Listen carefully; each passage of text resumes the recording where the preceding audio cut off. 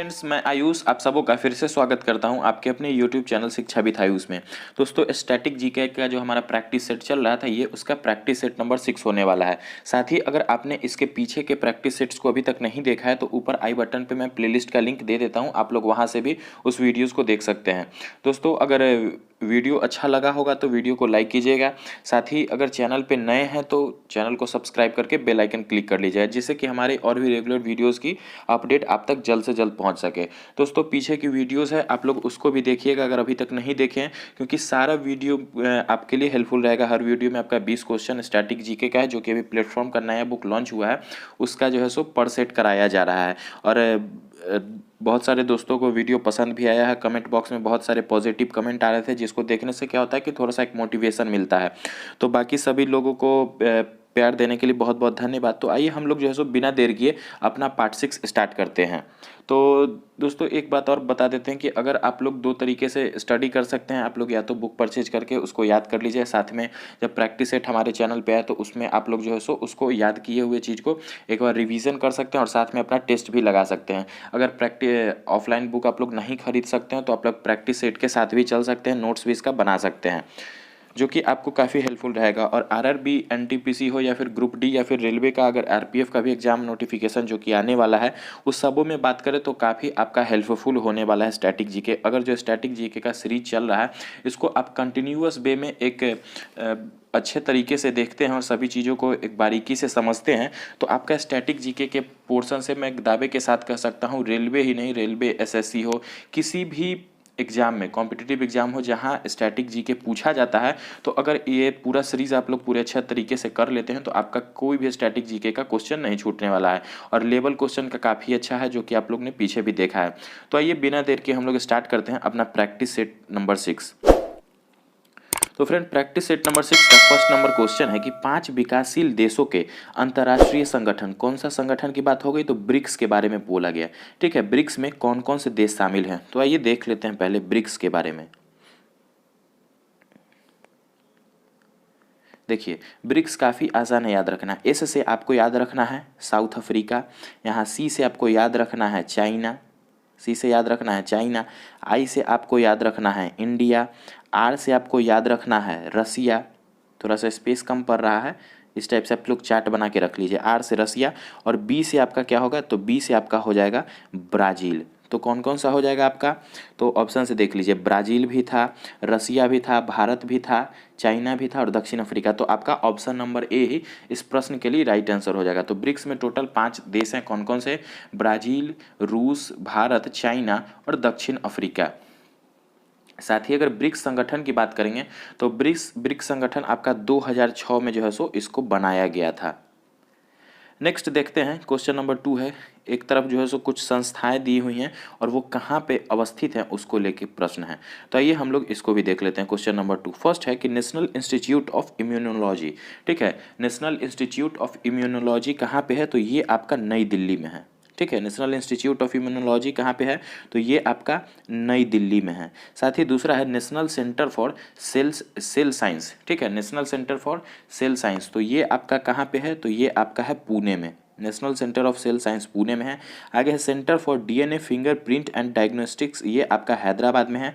और नेक्स्ट है national brain research centre, तो ये आपका गुड़गांव, जिसका नया नाम क्या हो गया, गुरुग्राम। ठीक है, गुरुग्राम हो गया है गुड़गांव का नया नाम, परिवर्तित नाम बोल सकते हैं।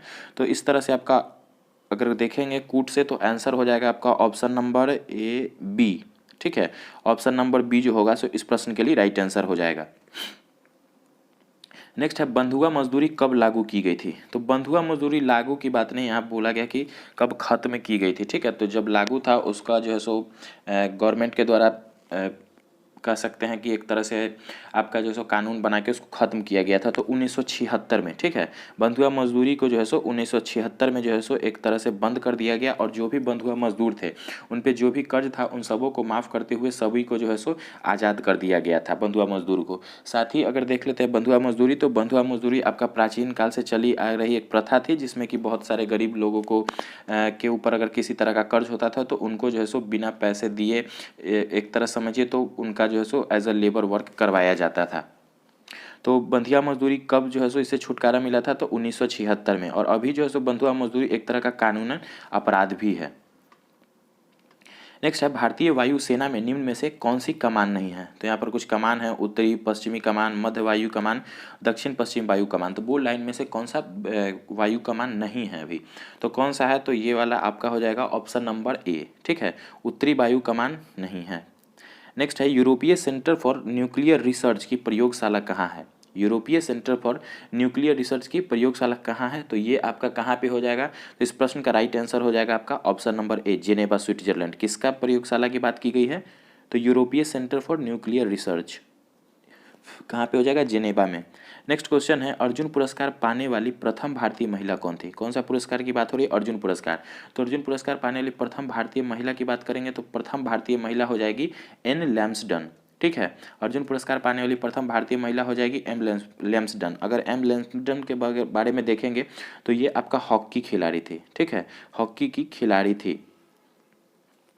अर्जुन पुरस्कार के बारे में एक चीज़ और देख लीजिए कि अर्जुन पुरस्कार की राशि मतलब जीतने वालों को कितनी राशि दी जाती है। तो पहले आपका 5 लाख रुपया दिया जाता था, लेकिन अभी हाल ही में जो है सो अब जो परिवर्तित कर दिया गया है कि अर्जुन पुरस्कार जीतने वाले को 15 लाख रुपए। ठीक है, 15 लाख रुपए की राशि। और राजीव गांधी खेल रत्न पुरस्कार जीतने वाले को जो आपका 25 लाख रुपए की राशि दी जाती है। ठीक है, अर्जुन पुरस्कार के लिए 15, राजीव गांधी खेल रत्न के लिए 25। नेक्स्ट है क्वेश्चन नंबर 7 कि मानव विकास सूचकांक। ठीक है, मानव विकास सूचकांक प्रतिवर्ष किस संस्था के द्वारा जारी किया जाता है। तो मानव विकास सूचकांक जो है वो आपका यूएनडीपी के द्वारा जारी किया जाता है। किसके द्वारा जारी किया जाता है, तो यूएनडीपी के द्वारा। देख लेते हैं अगर यूएनडीपी के बारे में, तो यूएनडीपी का अगर फुल फॉर्म देखेंगे तो इसका फुल फॉर्म होता है United Nation Development Programme. United Nation Development Programme होता है इसका पूरा नाम, यूएनडीपी का, यूनाइटेड नेशन डेवलपमेंट प्रोग्राम। अगर बात करेंगे यूएनईपी की, ठीक है, यूएनईपी की, तो यूएनईपी का फुल फॉर्म होता है आपका यूनाइटेड नेशन इन्वायरमेंटल प्रोग्राम। और आईयूसीएन की बात करेंगे तो आईयूसीएन का फुल फॉर्म होता है आपका इंटरनेशनल यूनियन फॉर कंजर्वेशन। ठीक है, आईयूसीएन क्या होता है, International Union for Conservation. UNEP हो जाएगा यूनाइटेड नेशन एनवायरमेंटल प्रोग्राम, और यूएनडीपी होता है United Nation Development Programme. Next है, स्वीडन की संसद का नाम क्या है। ठीक है, तो आप अगर लुसेंट का बुक आप लोग पढ़े होंगे तो उसके पीछे का जो सबसे लास्ट का सेक्शन होता है कि विविध का सेक्शन, वहाँ पे जो है सो आपका विभिन्न देशों की संसद के नाम को दिया गया है। तो आप लोग वहाँ से उस चीज़ को जरूर देखिएगा ताकि आपका जो सो प्रैक्टिस सेट में आपको अच्छा से मिल सके। तो स्वीडन की संसद का क्या नाम है, तो स्वीडन की संसद का जो नाम है उसको बोला जाता है रिक्सडॉग। ठीक है, स्वीडन की संसद को क्या बोला जाता है, रिक्सडॉग। बाकी देख लेते हैं मजलिस, तो मजलिस आपका मालदीव, ठीक है, जो कि कहाँ पे है, आपका नीचे का कंट्री है, उसकी संसद को बोला जाता है मालदीव की संसद को मजलिस बोला जाता है। साथ ही अगर ड्यूमा की बात करते हैं तो ड्यूमा आपके रूस के संसद को, ठीक है, ड्यूमा किसको, रूस के संसद को ड्यूमा बोलते हैं। और कोटर्स जो है सो आपका स्पेन, ठीक है, स्पेन के संसद को क्या बोलते हैं, कोटर्स बोलते हैं। स्पेन का कैपिटल देख लीजिएगा क्या हो जाएगा, मैड्रिड। स्पेन का कैपिटल मैड्रिड। नेक्स्ट है, निम्नलिखित में से किसके बारे में विश्व का सबसे सस्ता टैबलेट पीसी होने का दावा किया गया है। तो देखिए, विश्व का सबसे सस्ता टैबलेट पीसी जो है वो किसके बारे में बताया गया है, तो आकाश उसका नाम है। ठीक है, क्या नाम है, आकाश है, जो कि आपका भारत सरकार और इंग्लैंड की एक कंपनी है, ब्रिटेन की एक कंपनी, उसके द्वारा जो है सो बनाया गया। भारत सरकार और इंग्लैंड की कंपनी को मिलके जो है सो ये बनाया गया है आकाश, जो कि मतलब 3000 के आसपास में जो है सो आपका पीसी अवेलेबल करवाता है। ठीक है, आकाश नाम है, और विश्व का सबसे सस्ता टैबलेट पीसी है। पीसी की अगर फुल फॉर्म की बात करेंगे तो पीसी का मतलब होता है पर्सनल कंप्यूटर। ठीक है, पीसी को क्या बोलते हैं, पर्सनल कंप्यूटर को ही पीसी बोला जाता है। नेक्स्ट है, निम्नलिखित में से किस मुख्यमंत्री को उच्चतम असैनिक पुरस्कार, ठीक है, उच्चतम असैनिक की बात हो रही है, सैनिक नहीं, ठीक है, मतलब सर्वश्रेष्ठ पुरस्कार भारत रत्न मिला था। तो कौन से मुख्यमंत्री ऐसे हो जाएंगे, तो लालू प्रसाद जी को नहीं मिला था, तमिलनाडु के स्वर्गीय एमजी रामचंद्रन जी को, ठीक है, इन्हीं को मिला है। तमिलनाडु के पूर्व मुख्यमंत्री थे, क्या नाम था, एमजी रामचंद्रन जी को भारत रत्न से सम्मानित किया गया। बाकी ज्योति बसु जी को नहीं मिला है, और एनटी रामाराव को भी आंध्र प्रदेश के थे, उनको भी नहीं मिला है।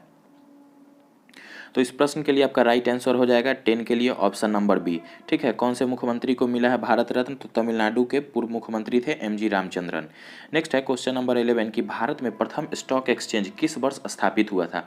अगर भारत में प्रथम स्टॉक एक्सचेंज की बात करेंगे तो बीएसई था। ठीक है, भारत का प्रथम स्टॉक एक्सचेंज था बीएसई, बॉम्बे स्टॉक एक्सचेंज। क्या बोला जाता है? Bombay stock exchange. और इसके अगर स्थापना की बात करेंगे तो ये आपका 1875 में, ठीक है, 1875 में स्थापित किया गया था बीएसई। और देख लीजिए तो इस प्रश्न का आपका राइट आंसर हो जाएगा, ऑप्शन से देखेंगे तो ऑप्शन नंबर बी। ठीक है, 11 नंबर क्वेश्चन के लिए राइट आंसर हो जाएगा आपका ऑप्शन नंबर बी। भारत का प्रथम स्टॉक एक्सचेंज की स्थापना कब हुई थी? 1875 में। क्या नाम था? बीएसई। फुल फॉर्म अगर देख लेंगे तो बॉम्बे स्टॉक एक्सचेंज। नेक्स्ट है क्वेश्चन नंबर 12 यूनेस्को। ठीक है, क्या हो जाएगा? यूनेस्को द्वारा निम्नलिखित में से किस क्षेत्र में योगदान के लिए कलिंग पुरस्कार दिया जाता है? क्वेश्चन में दे भी दिया 1952 से शुरू, मतलब कलिंग पुरस्कार कब से शुरू हुआ था? तो 1952 से दिया जाता है यूनेस्को के द्वारा। किस क्षेत्र में कलिंग पुरस्कार दिया जाता है? तो ये आपका विज्ञान के क्षेत्र में कलिंग पुरस्कार दिया जाता है। नेक्स्ट है क्रिकेट के पिच की लंबाई कितनी होती है? क्रिकेट के पिच की अगर लंबाई की बात करेंगे तो कितना हो जाएगा? 20.12 मीटर। ठीक है, 30 नंबर प्रश्न के लिए राइट आंसर हो जाएगा आपका ऑप्शन नंबर बी। क्रिकेट के पिच की लंबाई कितनी होती है? तो 20.12 मीटर। नेक्स्ट है भारतीय रिजर्व बैंक का राष्ट्रीयकरण कब किया गया था? आरबीआई का राष्ट्रीयकरण कब किया गया था? तो देखिए, अगर एक साथ 14 बैंकों के राष्ट्रीयकरण की बात करेंगे तो 1969 में एक साथ 14 बैंकों का राष्ट्रीयकरण किया गया था। और अगर आरबीआई के राष्ट्रीयकरण की बात होगी तो 1949 में। ठीक है, 1949 में किया गया था आरबीआई का राष्ट्रीयकरण। आरबीआई का राष्ट्रीयकरण किया गया 1949 में। फुल फॉर्म आपको पता है, रिजर्व बैंक ऑफ इंडिया। तत्कालीन गवर्नर की बात करेंगे तो शक्तिकांत दास, जो कि 25वें नंबर के गवर्नर हैं। और पीछे एक सेट में आपका पूछा गया था कि आरबीआई के लोगो में किस जानवर का चित्रांकन किया गया है? तो रॉयल बंगाल टाइगर। ठीक है, आरबीआई के लोगो में किस जानवर का चित्रांकन किया गया है? तो रॉयल बंगाल टाइगर, याद रखिएगा आप लोग। नेक्स्ट है राष्ट्रीय फिल्म पुरस्कार किसके द्वारा प्रदान किया जाता है? तो राष्ट्रीय फिल्म पुरस्कार किसके द्वारा प्रदान किया जाता है? देखिए, एक आप लोग क्या कर सकते हैं, एलिमिनेशन मेथड को भी आप लोग एग्जाम में यूज करके सही आंसर तक पहुंच सकते हैं। एलिमिनेशन मेथड क्या होता है, उससे आप लोग ऑप्शन से पकड़ सकते हैं। अगर आपको कोई क्वेश्चन का आंसर नहीं पता है तो आप लोग कुछ उसके नज़दीक तक जाके अगर तुक्का लगाना चाहते हैं या फिर कुछ सटीक तक जाना चाहते हैं तो कर सकते हैं। अगर फिल्म पुरस्कार की बात हो रही है तो जाहिर सी बात है, आप मंत्रालय को पहले देखिए। तो मानव संसाधन विकास मंत्रालय नहीं होगा। क्यों? मानव संसाधन विकास मंत्रालय, जिसका अब नया नाम जो है शिक्षा मंत्रालय कर दिया गया है, तो ये उससे रिलेटेड है। तो शिक्षा से रिलेटेड है तो फिल्म पुरस्कार तो मिलेगा नहीं। दूसरा है रक्षा मंत्रालय, तो रक्षा मंत्रालय भी आपका नहीं हो सकता है। विदेश मंत्रालय की बात करेंगे तो ये भी नहीं हो सकता है। तो ऑप्शन नंबर डी जो है इस प्रश्न के लिए राइट आंसर हो जाएगा। कैसे? सूचना और प्रसारण मंत्रालय। ठीक है, प्रसारण और सूचना का क्या मतलब होता है? मतलब एक तरह से देख सकते हैं तो प्रसारण मतलब किसी भी मतलब टीवी पे देखिएगा तो किसी चीज़ का प्रसारण किया जाता है, फिल्म हो या फिर किसी भी तरह का सीरियल हो, उस सब चीज़ को जो है प्रसारण किया जाता है, जो कि सूचना एवं प्रसारण मंत्रालय से होता है। तो आप लोग यहाँ से थोड़ा सा इस चीज़ का अनुमान लगा सकते हैं। तो ये एक चीज़ था जो कि मैंने बताया। अगर अच्छा लगा होगा तो इसको फॉलो कीजिएगा आप लोग। नेक्स्ट है पीएसएलवी से क्या अभिप्राय है? पीएसएलवी का फुल फॉर्म पूछ रहा है, देख लीजिए। पीएसएलवी का फुल फॉर्म होता है पोलर सैटेलाइट। ठीक है, क्या होता है? Polar satellite. Polar satellite launch vehicle. ठीक है, polar satellite launch vehicle PSLV का फुल फॉर्म होता है। पीएसएलवी का देख लीजिए, कहीं पे दिख रहा है polar satellite launch vehicle, option number C. ठीक है, 16 के लिए राइट आंसर हो जाएगा ऑप्शन नंबर सी। एक और आपका होता है जीएसएलवी। ठीक है, क्या होता है? जीएसएलवी, उसका फुल फॉर्म होता है जियो सिंक्रोनाइज। ठीक है, जियो सिंक्रोनाइज सैटेलाइट लॉन्च व्हीकल, ये भी आपका कई बार पूछा गया है।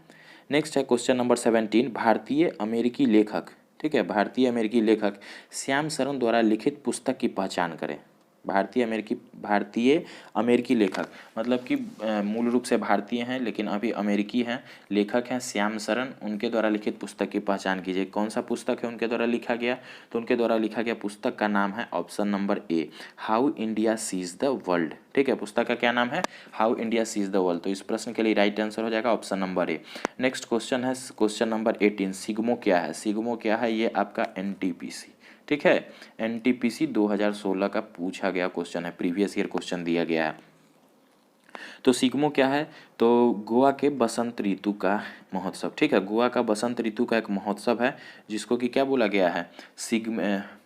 सिग्मो का नाम दिया गया है। सिग्मो क्या है? तो गोवा के वसंत ऋतु का महोत्सव। नेक्स्ट देख लेते हैं, एक और ऑप्शन देख लीजिए, नीलगिरी की सबसे ऊंची चोटी। तो नीलगिरी की सबसे ऊंची चोटी क्या हो जाएगी? दोदा बेटा। ठीक है, क्या हो जाएगी? दोदा बेटा। आगे है, यूनेक्स कप किस खेल से संबंधित है? ठीक है, यूनेक्स कप किस खेल से संबंधित है? तो कप और उससे संबंधित खेल जो है सो आप लोग जरूर देखिएगा, इससे भी क्वेश्चन पूछा जाएगा। स्टैटिक जीके का ये सब जो है सो एक अच्छा सा टॉपिक है, तो यहाँ से ज़्यादा क्वेश्चन आता है। यूनेक्स कप जो है सो आपका बैडमिंटन से संबंधित है। ठीक है, यूनेक्स कप किससे संबंधित है? बैडमिंटन से संबंधित है। तो इस प्रश्न के लिए आपका राइट आंसर हो जाएगा ऑप्शन नंबर ए। 19 के लिए right answer option number A. Next question है, उपग्रहों की IRS श्रृंखला में कप के प्रक्षेपण के लिए किया गया था। तो किस चीज़ के प्रक्षेपण के लिए किया गया था? तो ये आपका किया गया था सुदूर संवेदन, ठीक है, रिमोट सेंसिंग के लिए। अगर IRS की फुल फॉर्म को देखेंगे वहीं से आपका एक ऑप्शन क्लियर हो जाएगा। IRS जो है उसका फुल फॉर्म क्या होता है? तो इंडियन रिमोट सेंसिंग सैटेलाइट। ठीक है, IRS का फुल फॉर्म क्या होता है? तो Indian remote sensing satellite IRS का फुल फॉर्म होता है। प्रश्न क्या पूछा गया था? तो प्रश्न पूछा गया कि उपग्रहों की IRS श्रृंखला का प्रक्षेपण सुदूर संवेदन के लिए किया गया था। तो इस तरह से जो है सो आपका सेट 6 भी कंप्लीट होता है। आशा करते हैं आप सबों को काफ़ी अच्छा लगा होगा सेट। बाकी की पीछे वीडियो को भी आप लोगों ने काफ़ी प्यार दिया, उसी तरह से इस वीडियो को भी आप लोग जो है सो ज़्यादा से ज़्यादा दोस्तों तक शेयर कीजिए जो कि प्रिपरेशन कर रहे हैं किसी भी गवर्नमेंट एग्जाम का। साथ ही दोस्तों, वीडियो में लास्ट तक बने रहने के लिए बहुत बहुत धन्यवाद। तहे दिल से आप सबों का शुक्रिया।